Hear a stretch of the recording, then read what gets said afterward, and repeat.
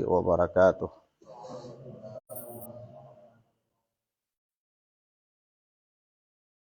Alhamdulillahilladzi hadana lil Islam wa manna 'alaina bih wa akhrajana fi khairi ummatin fa nas'aluhu at-taufiqa lima yuhibbu wa yarda wal hifdha mimma yakrahu wa yaskhad. Fa nusalli wa nusallimu ala habibina wa sayyidina Muhammad ibn Abdullah wa ala alihi wa ashabihi wa man sara ala nahjihi ila yaumil qiyamah. Amma ba'd. Ikhwana fid din, a'azzani Allah wa iyyakum. Kita lanjutkan pelajaran kita dengan kitab Bahjatu Qulubil Abrar oleh Syekh Al-Allamah Abdurrahman bin Nasir As-Sa'di rahimana wa rahimahullah. Kita sampai pada pembahasan yang berikutnya, yaitu berkata Syekh Al-Haditsus Sabi'a Asyara, hadis yang ke-17. Hadis yang ke-17, yaitu ma jaa'a fi mu'asyaratin nas, keterangan tentang hal-hal yang berkaitan dengan mu'asyarah, pergaulan dengan orang lain. Naam. Di antara ya ikhwan, kesempurnaan dan kemuliaan agama Islam ini, dia mengatur seluruh perkara yang ada padanya kemaslahatan untuk manusia, baik di dunia maupun di akhirat. Dengan pengertian, setiap perkara yang membawa kepada kemaslahatan bagi manusia itu diatur dan diajarkan di dalam Islam, baik dengan nas-nas yang bersifat umum atau dengan nas-nas yang bersifat terperinci. Demikian pula setiap perkara yang mengantarkan manusia kepada bahaya, apakah bahaya dalam kehidupan dunia ataupun akhirat, dijelaskan pula di dalam agama yang mulia ini. Baik datang dalam penjelasan-penjelasan yang bersifat umum ataupun penjelasan-penjelasan yang bersifat khusus atau terperinci. Hal ini tergambar dalam sabda Nabi sallallahu alaihi wasallam, "Ma baqiya syai'un yuqarribu minal jannah wa yuba'idu minan nar illa wa qad buyyina lakum." Tidaklah tersisa suatu perkara yang mendekatkan kalian ke surga dan menjauhkan kalian dari neraka, melainkan semuanya sudah dijelaskan. Semuanya sudah dijelaskan. Naam. Sehingga sahabat yang mulia Abu Dzar Al-Ghifari radhiyallahu taala anhu, ketika menerangkan kepada kita bagaimana Rasulullah mengajarkan mereka perkara agama ini, bagaimana Rasulullah sallallahu alaihi wasallam membimbing mereka, kata Abu Dzar, ma tarakana Rasulullah sallallahu alaihi wa alihi wasallam hatta ta'irun yanqalibu janahaihi fil hawa illa dzukira lana bihi ilm. Tidaklah Rasulullah sallallahu alaihi wa alihi wasallam wafat, meninggalkan kita, sampai burung yang terbang di atas angkasa, kata Abu Dzar, mengepakkan kedua sayapnya, melainkan pasti Rasulullah sebutkan ilmunya kepada kita.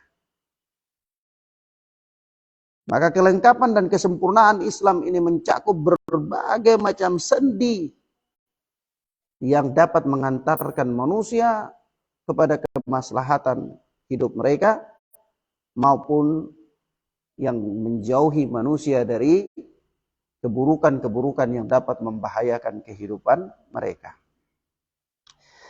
Nah, di antaranya sekian banyak nas yang berbicara tentang hak-hak Allah dan hak-hak Rasul serta hak-hak manusia.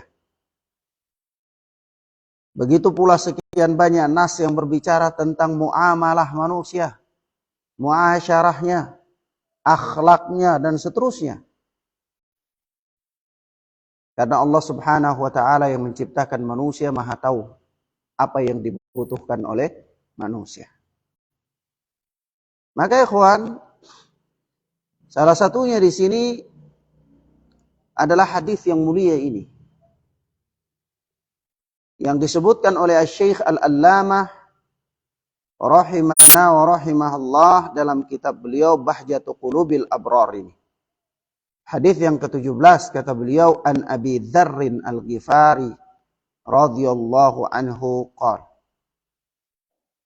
Dan dari Abu Dzar Al-Ghifari yang Allah telah meridhoinya, dia berkata. Abu Dzar Al-Ghifari seorang sahabat Nabi sallallahu alaihi wasallam, berasal dari satu wilayah namanya Ghifar. Itu di luar kota Makkah, ya. Satu perkampungan, satu kabilah yang di luar daripada kota Makkah itu namanya Ghifar. Nah, Abu Dzar ini berasal dari sana. Antum tahu keislaman Abu Dzar radhiyallahu taala anhu. Di awal-awal Islam, dakwah Rasulullah sallallahu alaihi wasallam itu sangat booming sekali. Ya, kalau istilah-istilah keren sekarang viral, ya.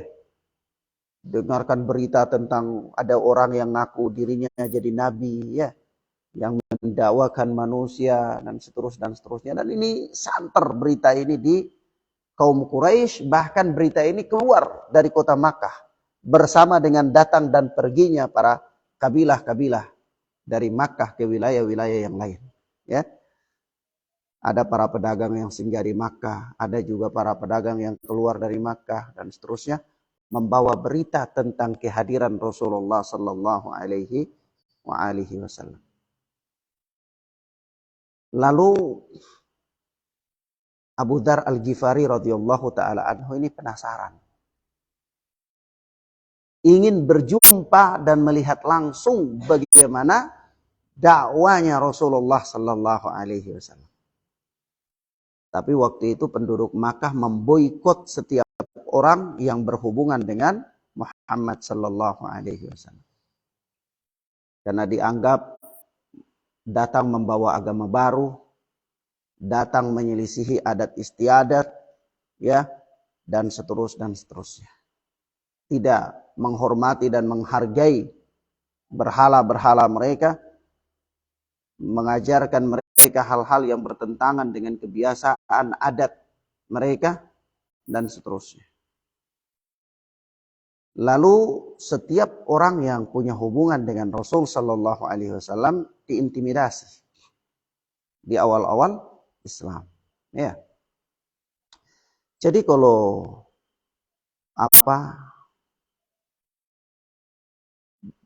benturan antara ahlul haq dan ahlul batil itu sudah hal yang biasa, tidak mengagetkan lagi. Nah, ini sudah ada sejak zaman para rasul dan para anbiya sampai pada zaman Nabi sallallahu alaihi wasallam. Orang yang paling baik dakwanya, orang yang paling baik akhlaknya, orang yang paling sempurna tutur katanya. Tetapi pun tidak luput dari pertentangan. Ya. Tuduhan, cacian, cercaan, dan seterusnya. Lalu ada di antara sebahagian ikhwah kita sekarang ini mau beragama mulus. Berdakwah pun mau mulus tanpa ada rintangan. Ya. Kalau dakwah tanpa ada rintangan itu kereta api. Ya. Jalannya lurus saja, tidak pakai berhenti-berhenti kecuali di stasiun. Tapi kalau yang namanya dakwah, Anda tidak lebih baik dari Rasul sallallahu alaihi wasallam. Ya. Dakwah Anda tidak lebih lembut dari dakwah Rasulullah. Akhlak Anda tidak lebih mulia dari akhlak Rasulullah. Tutur kata Anda tidak lebih bagus dari tutur kata Rasulullah sallallahu alaihi wasallam. Guru Anda tidak lebih alim dari guru Rasulullah sallallahu alaihi wasallam. Dengan pengertian tanda kutip ya. Bahwa Anda berguru kepada siapa? Rasulullah sallallahu alaihi wasallam dibimbing langsung oleh Jibril alaihi salatu wassalam. Ya, pemimpinnya para malaikat. Langsung datang membimbing Rasul sallallahu alaihi wasallam. Tapi apa yang beliau dapati? Pertentangan. Ya. Bahkan diusir, diperangi dan seterusnya. Nah. Maka ikhwan, a'azzani Allah wa iyyakum, Abu Dzar Al-Ghifari ini saking penasarannya dia datang ke kota Makkah. Datang ke kota Makkah enggak bawa bekal. Tidak bawa bekal. Ya. Sampai di sana tujuannya bukan berdagang, tetapi tujuannya mau melihat langsung bagaimana dakwah Rasulullah sallallahu alaihi wasallam. Abu Dzar pun khawatir dan tidak tahu suasana kota Makkah ketika itu bagaimana. Maka beliau juga tidak berani langsung tanya ke penduduk. Ya. Takut salah tanya kena orang yang tidak suka. Ya.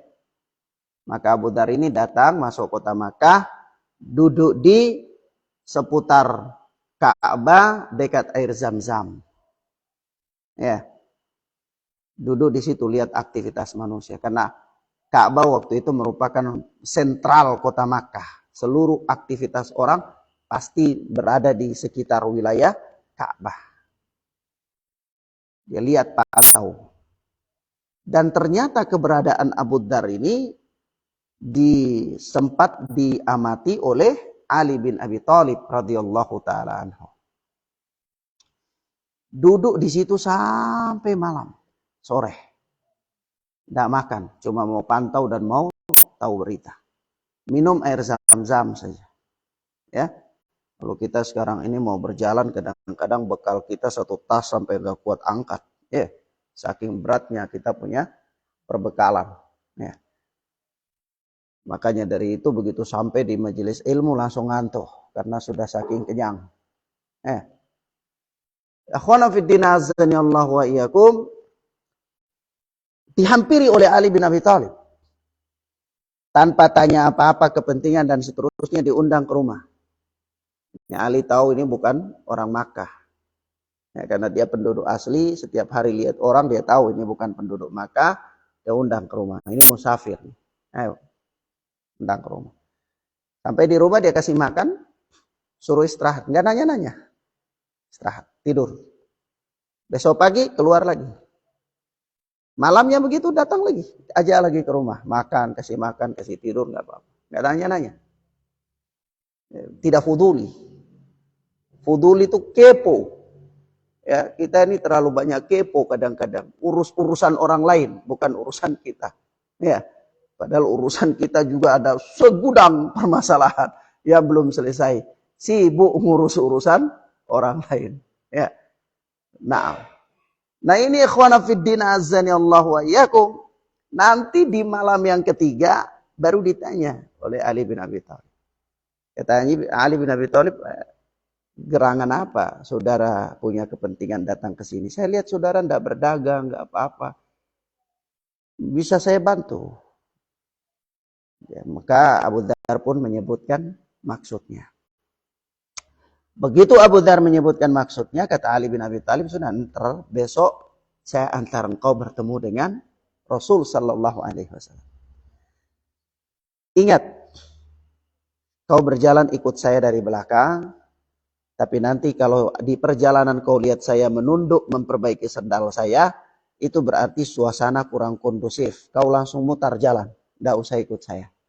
Ya, subhanallah. Saking mendapatkan tekanan yang luar biasa ya. Kita sekarang cuma dapat bicara sedikit-sedikit dari takmir saja kita sudah kecewa ya. Sudah nggak mau lagi urus pengajian di masjid, sudah macam-macam. Cengeng ya, oke. Nah, besar-besar tapi cengeng. Nah, maka ikhwana fiddin azani Allah wa iyyakum begitu besok paginya terlaksana. Ini. Begitu jalan dalam perjalanan ternyata posisi aman sampai di tempat Rasulullah Sallallahu Alaihi Wasallam. Ketuk pintu, ditanya siapa, dijawab ya. Karena memang kebiasaan orang Arab dan memang dalam Islam itu kalau ketuk pintu ditanya siapa jangan bilang saya.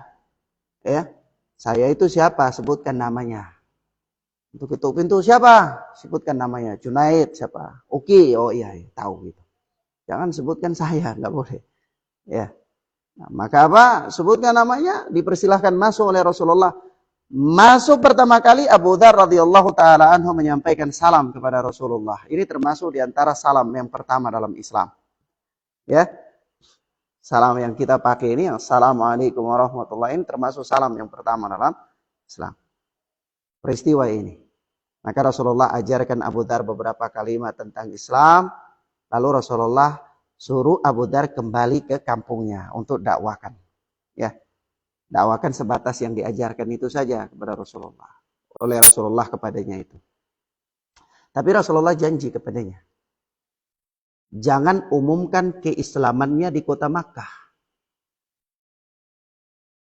Karena Rasulullah takut dia mendapatkan intimidasi. Ya. Maka Abu Dzar radhiyallahu taala anhu keluar dari rumah Rasulullah, datang ke Masjidil Haram di depan Ka'bah, malah bukan dia sembunyikan keislamannya tapi dia teriakkan keislamannya. Ya ayuhanna, saya manusia, saya sudah Islam. Dipukuli sama penduduk Makkah, dipukuli sampai ya jatuh babak belur. Ternyata dari sana muncul Hamzah radhiyallahu taala anhu, didamaikan oleh Hamzah dan ditakut-takuti penduduk Makkah oleh Hamzah radhiyallahu taala. Apa katanya? Kalian pukul ini orang Ghifar. Ntar nanti kalau kalian mau berdagang lewat kampung Ghifar gimana? Ya, nah akhirnya nggak jadi. Ya, jadi mereka nggak jadi pukul, sudah damai. Abu Dzar ini pulang. Memang di antara manusia itu ada orang-orang yang berani menampakkan kebenaran, ada orang-orang juga yang tidak mampu menanggung tekanan-tekanan, jadi dia menyembunyikan kebenaran. Ya. Kalau ditanyakan mana yang afdal, ya tergantung orangnya.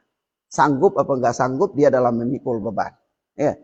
Nah, dan efeknya terhadap dunia luar. Kalau seandainya dengan keberaniannya itu dia mampu untuk menanggung beban, diintimidasi, dipukul atau dikucilkan dan seterusnya dia mampu. Tapi kemudian efek-efek positifnya banyak, maka silahkan saja, tidak apa-apa. Tapi kalau seandainya dia tidak mampu menanggung beban, ya, dan efek negatifnya mungkin lebih besar, terhadapnya dia bisa futur, atau keluarganya juga bisa diintimidasi dan seterusnya, dan mereka tidak sabar menghadapi itu semua, ya boleh saja dia menyembunyikan al-haq, kebenaran yang ada padanya. Ya. Sampai-sampai Abu Dzar ini berani, ya, berani. Sampai di zaman Utsman bin Affan ini Abu Dzar sempat berselisih dengan sahabat Muawiyah. Dalam tarikh wajar ya manusia. Lalu dilarang sama sang khalifah Utsman ibn Affan radhiyallahu taala anhu untuk berfatwa. Tidak boleh, karena waktu itu sang khalifah Muawiyah ini gubernur di Irak. Ya, gubernurnya Utsman bin Affan itu diantaranya adalah Muawiyah di kota Irak. Ya, nah, maka Abu Dzar Al-Ghifari dilarang berfatwa, tidak boleh. Khawatir fatwa-fatwa beliau, ada hadis-hadis yang disampaikan dan seterusnya itu bisa disalahpahami oleh masyarakat yang sudah semakin banyak dan beraneka ragam pemikiran, bisa terjadi konflik. Ya, nah. Tapi apa kata Abu Dzar Al-Ghifari? Disebutkan dalam Sahih Bukhari. Kata beliau, "Law wada'tum as-samsama 'ala hadhihi", walaupun kalian letakkan tombak di sini sambil isyarat ke tengkuknya ini, lalu suruh aku berhenti menyampaikan hadis Rasulullah, aku tidak akan pernah berhenti. Subhanallah. Ini memang keberanian dan dia orangnya sanggup ya untuk menyampaikan kebenaran. Jadi memang dakwah ini bukan hanya harus membutuhkan orang yang kecil terus begitu selamanya, diusir pindah, ditampar sini, kasih lagi yang di sini. Oh jangan. Nggak selamanya butuh orang yang harus kayak gitu. Butuh orang itu harus yang kayak singa. Begitu dibentak langsung. Nah, gitu. Ya, dakwah ini memang membutuhkan yang kayak gitu. Walaupun nggak semua. Ya. Nah, ini Abu Dzar Al-Ghifari radhiyallahu taala anhu. Begitu dengan ketegasannya sahabat Abu Dzar ini, sampai dia kembali ke kampungnya, terang-terangan dia dakwakan Islam, kampungnya itu menerima Islam, keluarganya menerima Islam. Ya, subhanallah. Allah memberikan apa? Keberkahan kepadanya. Dan banyak lagi kisah tentang beliau. Ini anak sebutkan secara singkat. Beliau katakan di sini, qala Rasulullah sallallahu alaihi wa alihi wasallam. Rasulullah sallallahu alaihi wa alihi wasallam bersabda. Dan ini Abu Dzar termasuk mendapatkan wasiat Rasulullah, di antaranya jangan takut untuk membicarakan kebenaran terhadap pencercaan orang yang suka mencerca. Ya. Nah, jadi Abu Dzar itu berani sekali dalam menyampaikan kebenaran. Dia berkata Rasulullah sallallahu alaihi wasallam, "Ittaqillaha haitsu ma kunt wa atbi'is sayyi'atal hasanata tamhuha wa khaliqin nasa bi khuluqin hasan." Bertakwalah kepada Allah haitsu ma kunt, dimanapun engkau berada, kata Rasulullah. Wa atbi'is sayyi'atal hasanah tamhuha, dan susulilah perbuatan yang jelek itu dengan perbuatan yang baik. Tamhuha, niscaya perbuatan yang baik itu menghapus perbuatan yang jelek. Wa khaliqin nasa bi khuluqin hasan, dan pergaulilah manusia dengan akhlak yang baik. Di sini Nabi Shallallahu Alaihi Wasallam menyebutkan 3 penggalan kalimat ya. Bait yang pertama itu ittaqillah haitsu ma kunt, bertakwa kepada Allah dimanapun engkau berada. Yang kedua atbi'is sayyi'atal hasanah, susulilah perbuatan yang buruk dengan perbuatan yang baik. Manusia disuruh bertakwa di mana saja dia berada. Tapi Allah yang menciptakan manusia ini tahu bahwa manusia ini punya keterbatasan. Ya, maka dari itu Rasulullah bimbing supaya lengkapi keterbatasanmu itu dengan atbi'is sayyi'atal hasanah, susuli perbuatan jelek itu dengan perbuatan yang baik. Wa khaliqin nasa bi khuluqin hasan. Yang ketiga, manusia ini adalah makhluk sosial. Dia tidak bisa terlepas dari hubungannya dengan orang lain, maka dalam bermuamalah dengan orang lain itu bergaullah dengan mereka dengan akhlak yang baik. Ya. Nah, kita lihat kata Syekh, rawahul Imamu Ahmad wa Tirmidzi rahimana wa rahimahumallah.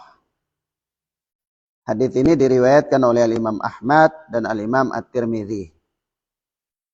Imam Ahmad di dalam musnadnya, Imam Tirmidzi di dalam sunannya. Kita katakan Di samping itu juga ya ikhwan, hadis ini diriwayatkan oleh Al-Imam Ad-Darimi di dalam Sunan Ad-Darimi. Ikhwan, kalau kita lihat kitab-kitab sunan ya dalam Kutubus Sittah ya, 6 kitab hadis induk itu. Kita lihat mulai dari Musnad Ahmad, Sahih Bukhari, Sahih Muslim, Sunan Tirmidzi, Sunan Abu Daud, Sunan Nasai, Sunan Ibnu Majah. Yakni 6 kitab sunan, 4 kitab sunan, 2 kitab sahih dan 1 kitab musnad. Ya. Jadi Kutubus Sittah tambah 1 Musnad Ahmad. Ya. Nah, ini kitab-kitab induk, kitab hadis, kitab-kitab induk. Kalau kita lihat susunannya itu mulai dari susunan di kitab Sunan Tirmidzi, Sunan Abu Daud, Sunan Nasai, Sunan Ibnu Majah. Yang paling terakhir Sunan Ibnu Majah. Dalam penentuan urutan itu pun bukan asal-asalan. Ya. Bukan asal-asalan ikut maunya ini nomor 1 aja, nomor 2 aja, bukan. Itu ada ada pembahasan khusus. Nah, di Sunan Ibnu Majah ini para ulama ada berselisih. Apakah posisi Sunan Ibnu Majah ini dimasukin Sunan Ibnu Majah atau Sunan Ibnu Majah dikesampingkan dan dimasukkan Sunan Ad-Darimi? Ya. Nah, di situ ada khilaf. Tapi pendapat yang paling kuat yang menutupi posisi itu adalah Sunan Ibnu Majah, ya. Naam. Maka ikhwana fiddin azanillahu wa iyyakum, Al-Imam Ad-Darimi juga meriwayatkan hadis ini dalam sunannya. Dan hadis ini dinyatakan hasan oleh Al-Allamah Albani rahimana wa rahimahullah. Ikhwana fiddin azanillahu wa iyyakum, kita lihat penjelasan daripada Syekh Abdurrahman As-Sa'di rahimana wa rahimahullah. Kata beliau,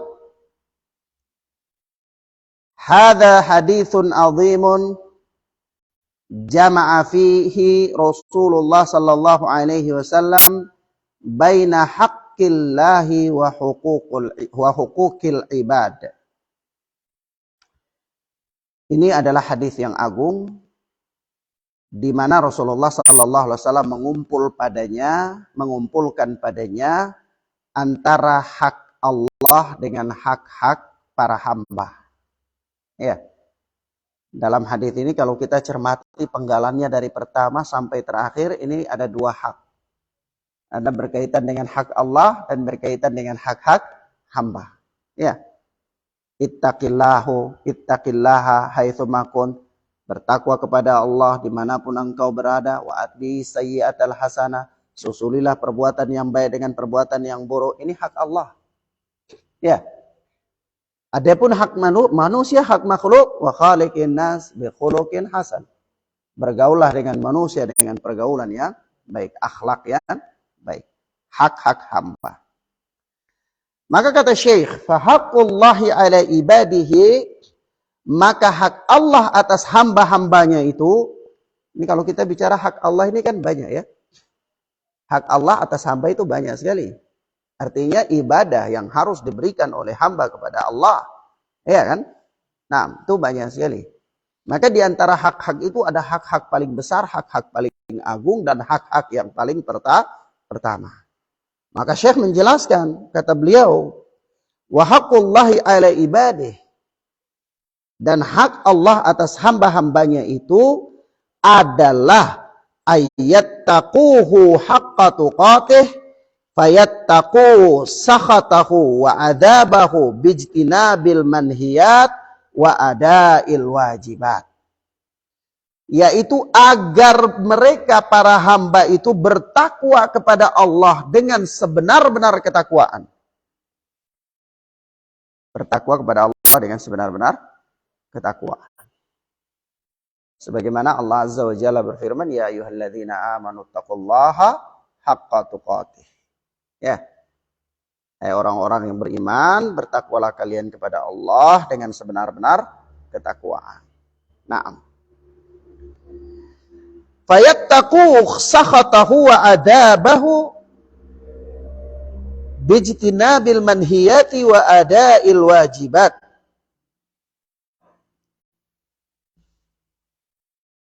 Dan mereka takut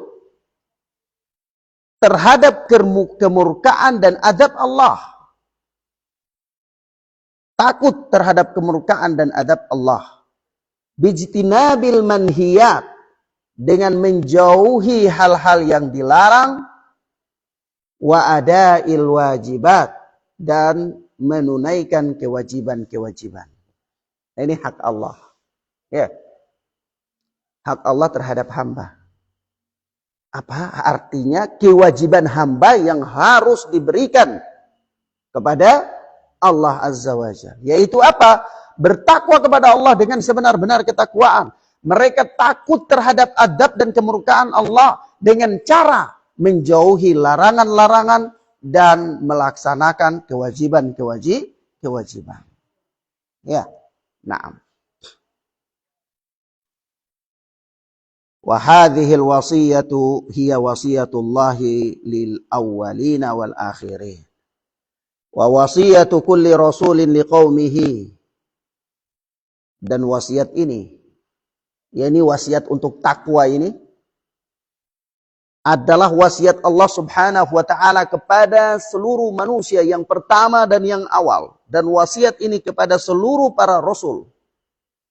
Yang para rasul itu memberikan wasiat ini pula kepada kaum-kaum mereka. Ya.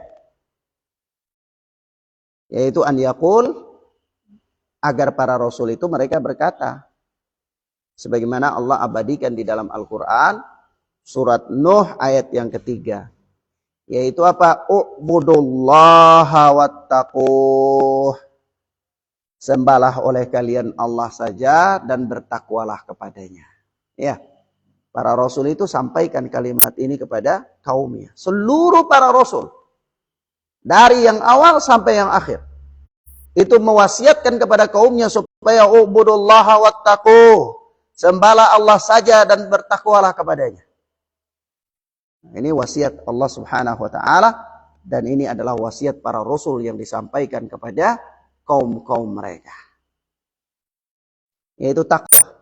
Wasiat takwa. Maka kita katakan takwa itu adalah sebaik-baik wasiat. Takwa itu sebaik-baik wasiat. Hakikat dari takwa itu apa? Kita berikan catatannya. Hakikat dari takwa itu apa? Dikatakan oleh para salaf bahwa hakikat dari takwa itu adalah seperti seseorang yang berjalan di jalan, di mana di jalan raya itu ada duri. Ya. Katakanlah beling-beling, ya, duri-duri bahaya. Lalu dia berjalan dengan sangat hati-hati ketika menempatkan langkah kakinya. Selangkah demi selangkah dia tempatkan itu, sebelum dia injak, dia lihat baik-baik, ini tidak ada gangguan, dia injak. Mau melangkah, dia lihat lagi, oh ini tidak ada gangguan, dia langkah lagi. Sebegitu hati-hatinya dia dalam perjalanannya, itulah hakikat takwa. Artinya apa? Sehati-hatinya seseorang dalam melakoni kehidupannya. Yang berkaitan dengan perintah-perintah dan larangan-larangan Allah Azza wa Jalla. Ya, itulah hakikat takwa. Kemudian kata Syekh, wa qad dzakarallahu khisalat taqwa fi qoulihi ta'ala. Kalau kita nanti tanyakan, Ustaz, kalau begitu jenis-jenis takwa itu apa saja? Macam-macam takwa itu apa saja? Maka di sini disinggung oleh Syekh rahimana wa rahimahullah. Kata Syekh, wa qad dzakarallahu khisalat taqwa fi qoulihi ta'ala. Dan Allah telah menyebutkan macam-macam takwa, jenis-jenis takwa di dalam firman-Nya.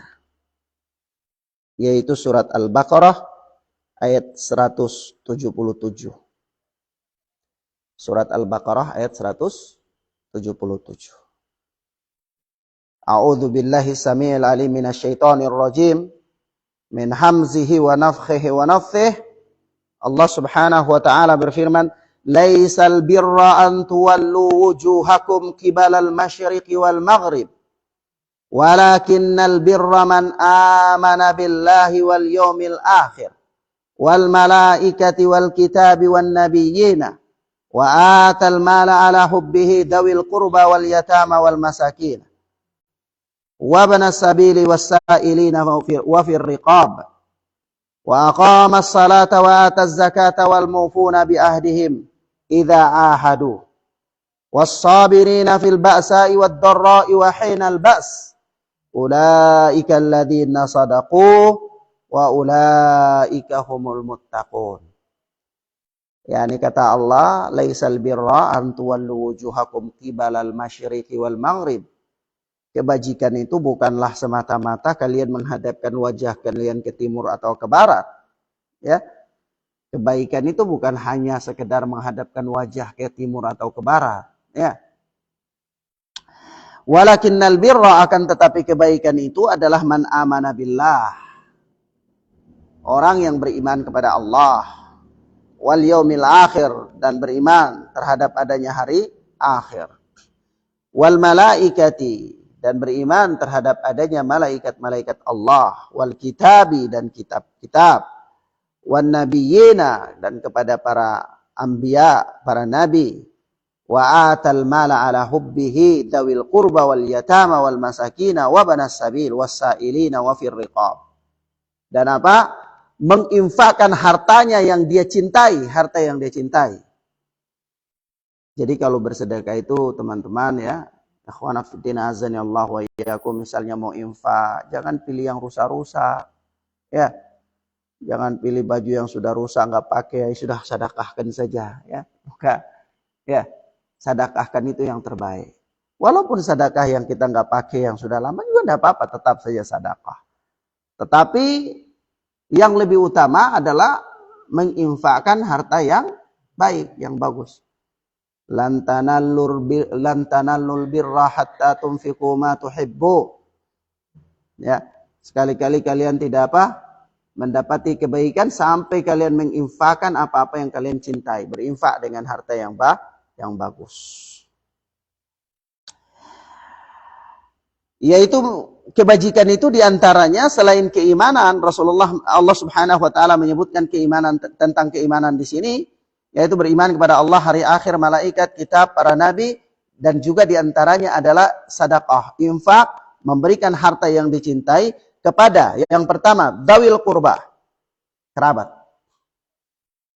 Kerabat. Kalau ditanyakan Ustadz, ada orang yang butuh sama-sama ya.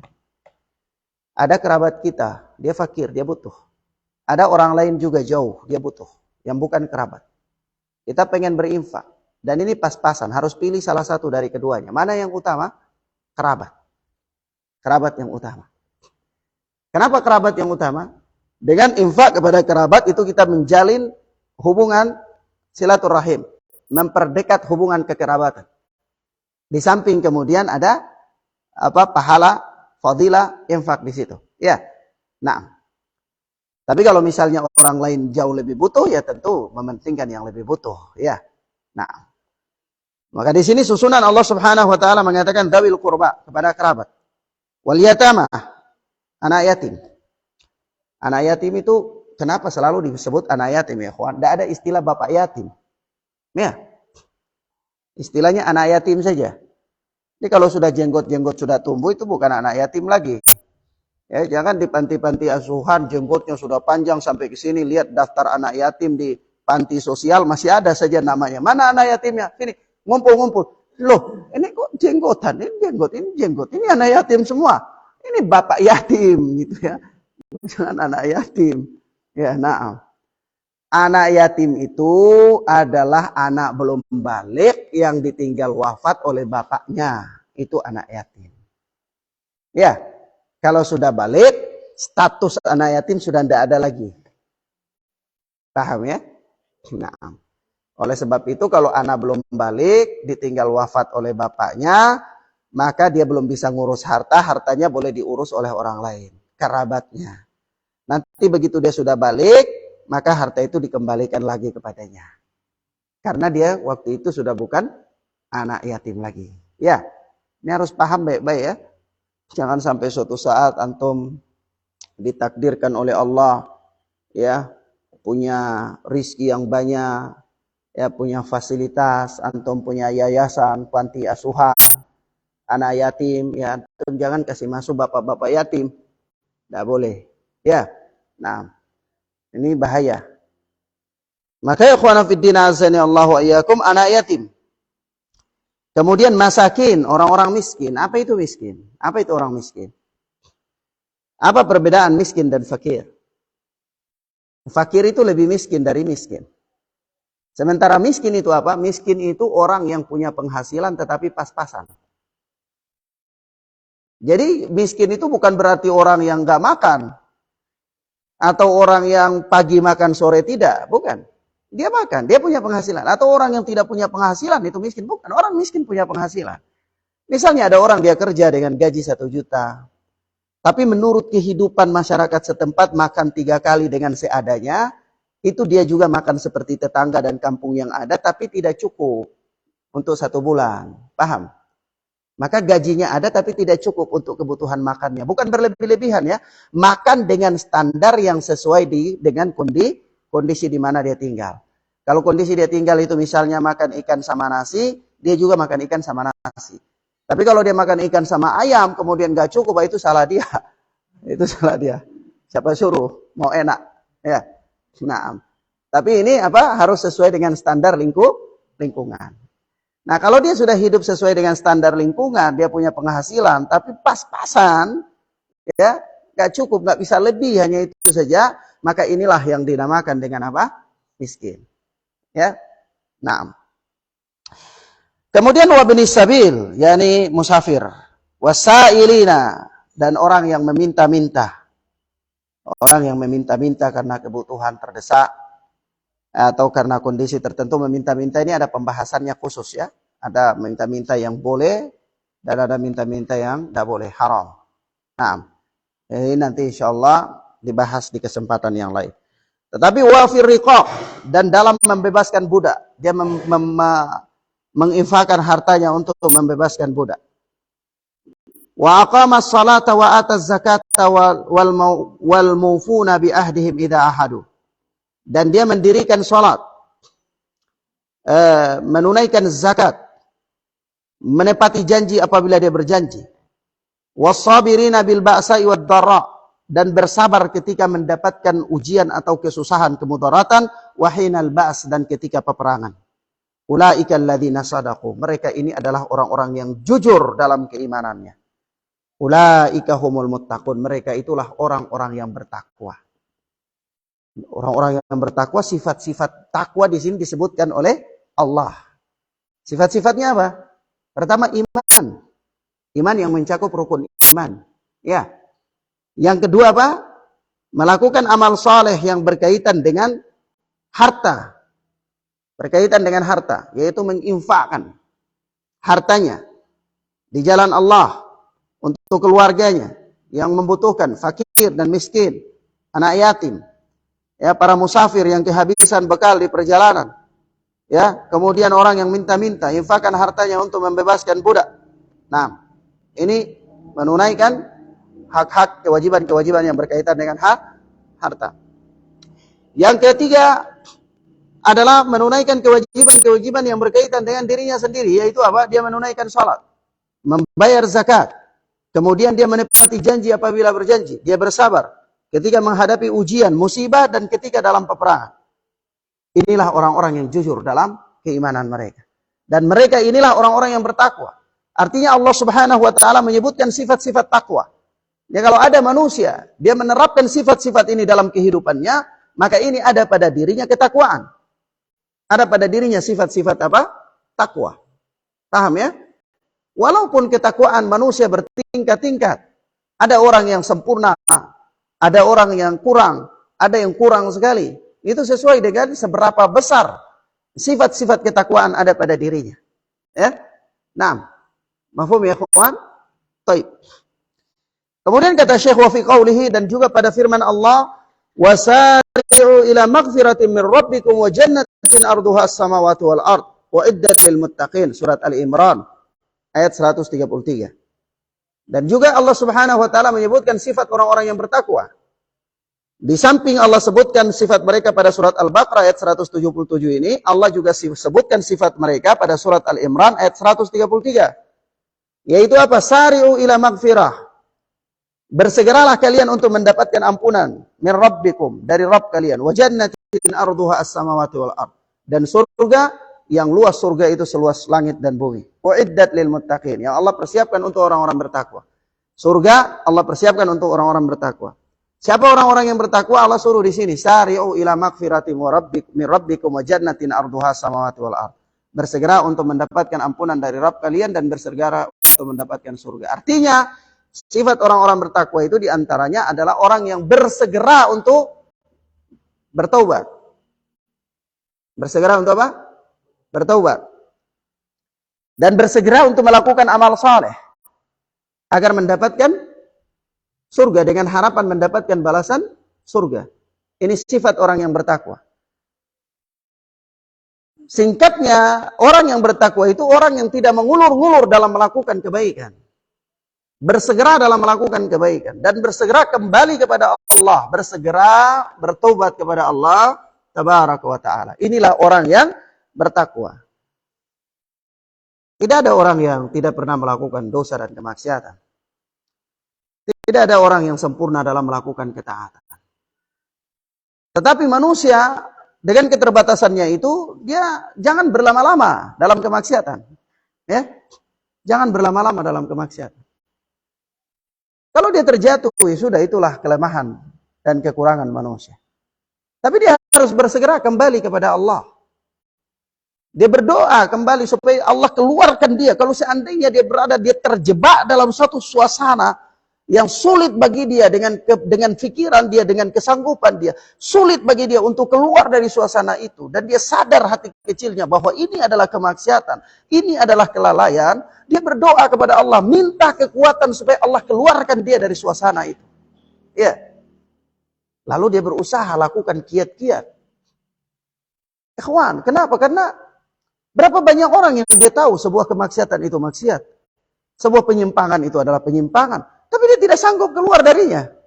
Ya, dia tidak sanggup keluar darinya. Bahkan mungkin dia merasa lezat di dalamnya. Maka di antara sifat orang bertakwa itu segera keluar. Segera kembali kepada Allah Azza wa Jalla. Nah, kemudian kata Syekh, "Tsumma dzakara hisalat taqwa." Kemudian Allah menyebutkan juga sifat takwa yang lainnya. Faqal, yaitu dalam firman Allah surat Al-Imran ayat 134. Alladzina yunfikuna fis sarra'i wad dharra'i wal kadhimina al-ghaidha wal 'afina 'anil nas wallahu yuhibbul muhsinin. Yaitu orang-orang yang menginfakkan hartanya dalam keadaan sarra'i wad dharra', dalam keadaan lapang dan dalam keadaan sempit. Ya. Wal kadhimina al-ghaidha, ini sifat yang lain. Kadhimina al-ghaidha, yakni mampu mengendalikan dirinya ketika marah. Nah, ini luar biasa. Orang kalau marah mampu mengendalikan diri dalam keadaan marah, ini luar biasa. Ini hakikat orang yang kuat. Ya, orang yang kuat. Kalau kita marah, punya kemampuan untuk marah tapi tidak marah, ini yang luar biasa. Beda dengan marah tapi tidak punya kemampuan untuk marah. Nah, ini tidak terhitung. Sebab ini orang kalau punya kemampuan pasti meledak marahnya. Ya? Misalnya antum marah kepada bos, tapi nggak punya kemampuan, masa bawahan mau marah bos? Akhirnya diam aja, sabar katanya. Ya? Nah, nggak bisa. Marah sama komandan, tapi ini komandan berani marah, ini bisa repot. Ya udah sabar aja gitu. Nah, ini nggak dihitung. Tapi marah yang antum punya peluang marah dan memang antum layak untuk marah dan bisa marah. Tapi antum mengendalikan diri. Misalnya antum seorang komandan, marah terhadap anak buah. Kalau mau marah, marah saja. Mau apa? Ya? Tapi karena mawas dirinya tinggi, sudahlah. Gitu kan. Nah, menahan rasa marah. Ini yang dimaksud. Kadhimin al-ghaidha, ini yang dimaksud.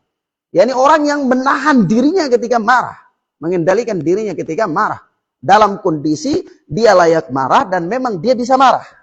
Ya. Tapi dia kendalikan dirinya dari rasa marah. Ini satu sifat takwa. Wa'afina 'anin nas. Dan yang kedua, afina 'anin nas. Yang berikut, yaitu memaafkan. Mudah memaafkan. Nah, ini repot. Mudah memaafkan ini susah. Gampang-gampang susah, ya. Kadang-kadang kita sudah bilang, ya, maafkan aja. Tapi kejengkelan itu masih berakar. Ya. Ada sedikit kita ngomong lagi, itu orang tuh gini-gini. Tapi sudahlah, maafkan aja. Besok kita ngomong lagi, sudahlah, maafkan aja. Ini bukan kayak gitu maksudnya. Ya, bukan kayak gitu. Kalau Anda sudah maafkan, ya sudah selesai, khalas. Ya, dihapus, sudah, tidak ada lagi. Tidak usah terus berhari-hari bekasnya masih terulang. Ya.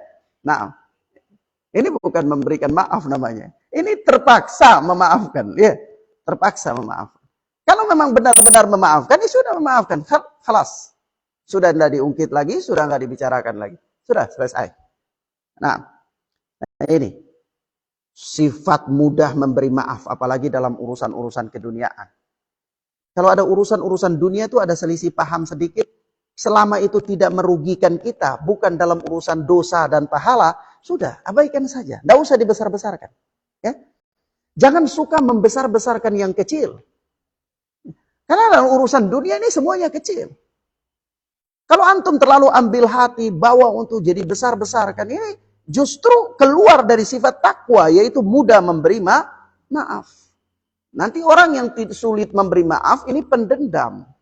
Ya. Suka menyimpan rasa marah. Suka memupuk subur rasa marah. Sementara rasa marah ini penyakit yang menghancurkan agama, kata Rasulullah. Ya. Coba saja kalau antum sudah marah terhadap seseorang. Kebaikan datang dari orang itu bentuknya apapun, pokoknya nggak benar, sudah nggak mau. Ya, kenapa? Ini orang nggak bisa, gitu aja.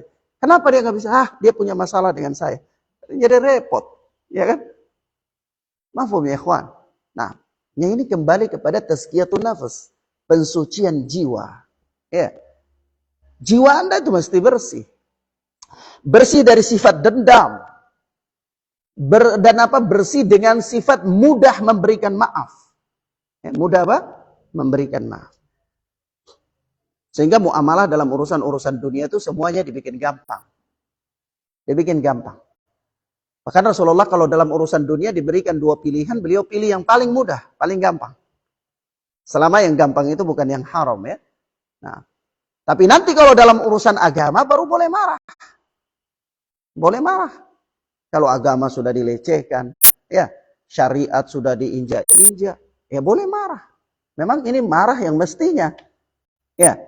Nah, kemudian wallahu yuhibbul muhsinin, dan Allah Subhanahu wa taala mencintai orang-orang yang berbuat baik. Jadi berinfak, kemudian mengendalikan rasa marah, mudah memberi maaf, ini terhitung sebagai perbuatan baik, dan Allah Subhanahu wa taala mencintai orang-orang yang melakukan perbuatan baik. Dan perbuatan baik ini terhitung sebagai sifat-sifat takwa. Ya. Sifat-sifat apa? Takwa. Kemudian kata Syekh, jadi yang dimaksudkan dengan ittaqillaha haitsu ma kun, bertakwalah kepada Allah dimanapun engkau berada, yakni tegakkanlah sifat-sifat ketakwaan ini pada dirimu di mana saja engkau berada. Ya, sifat-sifat takwa yang disebutkan dalam nas-nas ini. Mafhum ya ikhwan? Nah, kemudian kata Syekh, wasafal muttaqina bil imani wa bi usulihi wa aqaidihi wa a'malihi adh-dhahirati wal batinah wa bi ada'il ibadatil badaniyati wal ibadatil maliyah wa sabri fil ba'sa'i wad dharra'i wa hinal ba's wa bil afwi anin nas wa ihtimali adahum wal ihsani ilaihim wa bi mubadaratihim idza fa'alu fahishatan aw dhalamu anfusahum bil istighfari wat taubah. Nah, Syekh Syekh memberikan kesimpulan terhadap sifat-sifat takwa yang beliau sebutkan di ayat-ayat ini, beliau simpulkan. Ya. Kata beliau, wasafal muttaqina bil iman. Allah Subhanahu wa taala mensifatkan orang-orang yang bertakwa itu dengan pertama iman, bi usulihi wa aqaidihi wa a'malihi ad-dhahira wal batin. Yaitu dengan usul-usulnya, dengan dasar-dasarnya dan akidah-akidahnya, dan amalan-amalannya yang zahir maupun batin. Zahir maupun batin. Ini iman. Ini apa? Sifat orang yang bertakwa. Pertama. Yang berikut, wa bi ada'il ibadatil badaniyati wal ibadatil maliyah. Yaitu sifat orang bertakwa itu dengan menunaikan ibadah-ibadah yang bersifat fisik maupun ibadah-ibadah yang bersifat harta. Ya. Ibadah-ibadah yang bersifat fisik maupun bersifat harta. Yang ketiga, wasabru fil ba'sa'i wad dharra'i wa hinal ba's. Yaitu bersabar. Bersabar ketika mengalami musibah ataupun kesusahan dan ketika peperangan. Yang keempat, wabil afwi anin nas, mudah memberikan maaf. Yang kelima, wahtimali adahum wal ihsani ilaihim, yaitu menanggung gangguan mereka, yakni bersabar atas gangguan-gangguan yang ditimbulkan oleh mereka. Wal ihsani ilaihim, dan berbuat baik kepada mereka. Yang keenam, wa bimubadaratihim idza fa'alu fahishatan aw dhalamu anfusahum bil istighfari wat taubah. Yaitu segera kembali kepada Allah dengan istighfar dan taubat apabila mereka melakukan perbuatan keji atau mendolimi diri.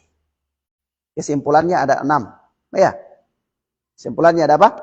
Ada 6 garis besar. Sifat-sifat takwa itu. Ya. Iman, menunaikan ibadah fisik ataupun harta, sabar, mudah memberikan maaf, menanggung penderitaan yang diberikan oleh orang lain, gangguan-gangguan orang lain, kemudian berbuat baik kepada mereka, dan bersegera kembali kepada Allah dengan istighfar dan taubat apabila melakukan perbuatan keji ataupun mendolimi diri sendiri. Inilah apa sifat takwa. Nah, kata Syekh, fa'amara sallallahu alaihi wasallam wa wasa bimulazamati taqwa haitsu makana al-'abdu fi kulli waqtin wa kulli makanin wa kulli halatin min ahwalihi li'annahu muttarrun ila taqwa ghayatal ittirar la yastaghni anha fi kulli halatin min ahwalihi. Yaitu maka Rasulullah sallallahu alaihi wasallam memerintahkan dan mewasiatkan supaya komitmen supaya seorang hamba itu komitmen dengan ketakwaan setiap waktu dan setiap tempat, di setiap waktu dan setiap tempat. Kalau tadi sifat-sifat takwa sudah disebutkan oleh Syekh di situ, yang kita kategorikan ada 6 kategori, ya, maka kemudian Rasulullah memerintahkan dan mewasiatkan agar supaya seorang hamba komitmen dengan ketakwaan itu setiap waktu dan setiap tempat. Ya. Nah, wa kulli halatin min ahwalih, dan setiap keadaan dari keadaan-keadaannya. Mau bagaimanapun keadaannya, pokoknya dia komitmen dengan ketakwaan. Kenapa? Apa alasannya seorang harus begitu? Harus komitmen dengan ketakwaannya itu. Kenapa? Apa alasannya? Alasannya karena li'annahu muttarrun ila taqwa ghayatal ittirar. Karena seorang itu dia sangat butuh kepada ketakwaan. Sangat butuh kepada apa? Ketakwaan. La yastaghni anha fi kulli halatin min ahwalih. Dan dia tidak bisa lepas dari ketakwaan dalam satu keadaan pun dari keadaan-keadaannya. Bagaimanapun keadaannya, seseorang itu tidak bisa lepas dari ketakwaan. Ya. Makanya dia harus bertakwa. Nah, dia butuh akan ketakwaan. Dan tidak pernah dan tidak boleh bagi seseorang untuk dia merasa cukup. Saya sudah cukup. Pahala saya sudah 1 kontainer, 1 peti kemas misalnya. Ya. Saya tidak bisa lagi lakukan ini. Ini antum aja lah. Saya kan masih banyak amal lain yang saya mau lakukan. Gitu. Ini bukan kayak gitu. Seorang mukmin mestinya begitu ada kesempatan untuk melakukan kebaikan, dia bersegera di sana. Jangan berikan peluang-peluang kebaikan untuk eman-eman. Ya. Kalau dalam urusan uang kita cepat, ya eman-eman. Ini bayangkan ini 500.000 nih loh Ustaz. Ini 100.000 loh. Ya ini 300.000 loh. Eman-eman, sayang kalau anak enggak ambil. Mestinya dalam urusan agama juga begitu, urusan pahala juga begitu, eman-eman. Ya saya lah, ya kan? Gitu. Nah, mafhum ya ikhwan. Baik. Kemudian ya ikhwan fillah azani Allah wa iyyakum. Kemudian kata Syekh, "Tsumma la makana al-'abdu la budda an yahsula minhu taqsirun fi huquqi taqwa wa wajibatiha." Amara sallallahu alaihi wasallam bima yadfa'u dzalika wa yamhuhu wa huwa ayyut bi al-hasanatas sayyi'ah. Bagian yang kedua yaitu apa kata Syekh? Kemudian tatkala seorang hamba itu dia dalam kondisi bagaimanapun berada dalam kekurangan dalam menunaikan hak-hak takwa dan kewajiban-kewajibannya. Ya, hakikat kondisi seorang hamba itu kan gitu ya. Bagaimanapun dia sudah berusaha bertakwa, bagaimanapun dia sudah berusaha, kan manusia, yang namanya manusia ikhwan, itu selamanya dia tidak pernah naik jadi malaikat. Tidak bisa. Tidak pernah. Ya. Jadi selama dia masih manusia, maka melekat pada dirinya sifat-sifat manusia. Sehebat apapun dia dalam mengusahakan dirinya takwa kepada Allah, seserius apapun dia sudah berusaha untuk menjaga dan seterusnya dalam ketakwaan kepada Allah, ada saja dia punya kekurangan-kekurangan dalam menunaikan hak-hak takwa. Ada saja kekurangan-kekurangan dalam menunaikan kewajiban-kewajibannya. Sahih? Iya. Iya kan? Tidak ada orang yang sempurna dalam menjalankan kewajibannya. Kecuali Rasul Sallallahu Alaihi Wasallam. Selain dari Rasulullah tidak ada. Ada sisi-sisi kekurangannya, ketidakberdayaannya. Ada ketidakmampuannya. Dan Allah yang menciptakan manusia tahu bahwa manusia nanti seperti ini. Ya kan? Bahkan antum tahu ketika Allah Azza wa Jalla mengumumkan kepada para malaikat hendak menciptakan manusia, malaikat kan kaget dengan keilmuan pengetahuan malaikat. Kaget malaikat. Ketika Allah berfirman gitu kan, wa idz qala rabbuka lil malaikati inni ja'ilun fil ardi khalifah. Allah berfirman ketika Rabbmu berfirman kepada para malaikat, aku hendak menciptakan di muka bumi ini sang khalifah, pemimpin. Apa jawaban malaikat? Qalu ataj'alu fiha man yufsidu fiha wa yasfiku ad-dima wa nahnu nusabbihu bihamdika wa nuqaddisu lak. Ya Allah, Engkau akan ciptakan orang yang menumpahkan darah dan membuat kerusakan di muka bumi. Padahal kami ini senantiasa mensucikan Engkau, bertasbih kepada Engkau dan memuji Engkau ya Allah. Ya? Malaikat kaget. Maka malaikat katakan kepada Allah dengan keterbatasan ilmu malaikat. Ya Allah, apakah Engkau ciptakan manusia yang nanti begini, makhluk yang nanti begini, yang mau dijadikan sebagai khalifah? Tapi apa? Allah katakan, a'lamu ma la ta'lamun. Aku tahu apa yang tidak kalian tahu. Maka dengan maha taunya Allah, Allah ciptakan manusia. Dan Allah tahu manusia punya kekurangan-kekurangan. Manusia tidak akan sanggup menyempurnakan ketakwaannya di sisi Allah, tidak akan sanggup. Iya kan? Manusia tidak akan sempurna dalam menjalankan kewajiban-kewajibannya kepada Allah. Itu Allah tahu. Tapi Allah tetap ciptakan manusia. Iya. Maka dengan rahmat kasih sayangnya Allah, Allah memberikan kepada mereka cara-cara untuk menutupi kekurangan-kekurangan mereka itu. Paham ya, ikhwan? Ini kasih sayang Allah kepada hamba. Iya. Coba antum saja kerja di satu perusahaan. Kemudian sang bos itu tahu antum punya kelemahan, kekurangan. Tapi bos itu kasih jalan. Ini loh jalannya untuk menyelesaikan ini masalahmu, nutupi kekurangan. Itu bagian dari kasih sayang dia kepada antum, ya kan? Perhatian dia kepada antum, ya. Tapi Allah Tabaraka wa Ta'ala lebih maha sayang kepada hamba. Lebih maha cinta kepada hamba. Dalam keadaan hamba mempunyai kekurangan dan ketidakberdayaan dalam menyempurnakan hak-hak takwa dan kewajiban-kewajiban mereka, maka Allah memberikan kepada mereka cara-cara untuk menutupi kekurangan-kekurangan itu. Maka amara sallallahu alaihi wasallam bima yadfa'u dzalika wa yamhuhu.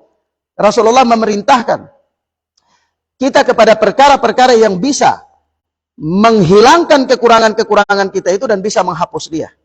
Bisa mencegah kekurangan-kekurangan kita itu dan bisa menghapus kekurangan-kekurangan itu. Wa huwa ayyutba'al hasanatas sayyi'ah, yaitu susuli perbuatan jelek itu dengan perbuatan baik. Artinya manusia pasti terjatuh dalam kejelekan.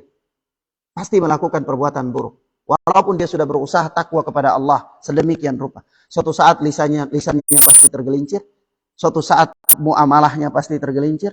Suatu saat muasyarahnya pasti tergelincir. Suatu saat dan seterusnya Oleh sebab itu, supaya tutupi itu, susulilah kejelekan kekuranganmu itu dengan perbuatan baik. Ya, niscaya apa? Perbuatan baik itu dia menutupi kekurangan dan kejelekanmu tersebut. Mafhum ya ikhwana fiddin, azani Allah wa yakum. Paham sampai di sini? Thayyib. Ya khairan insyaallah. Bab masalah ini kita lanjutkan pembahasannya pada pertemuan berikut biidznillah taala. Insyaallah mudah-mudahan bermanfaat bagi kita. Kita tidak bisa habiskan ya. Pembahasannya masih panjang dan ini saya lihat ini baterainya sudah mau lowbat ya. Jadi kita cukup supaya cas dulu, besok baru kita datang dengan kondisi baterai yang full ya. Naam. Wallahu ta'ala a'lam bis-shawab.